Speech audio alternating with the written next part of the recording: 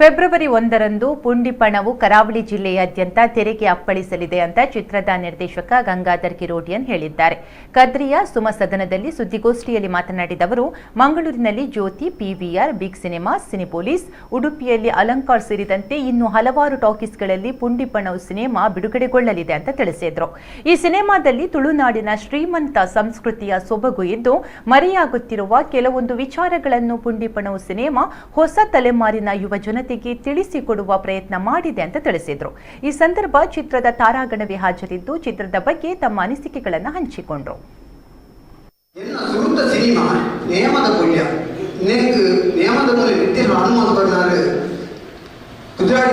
ಚಂದ್ರಶೇಖರ್ ಮಾಡಿ ರಟ್ನೆ cinema ಬಂಡಿಪರಾವ್ neck Hanumantha ಬರ್ನಾರು ನಿರ್ಮಾಪಕರಾಯಿನ Ramakrishna Shetty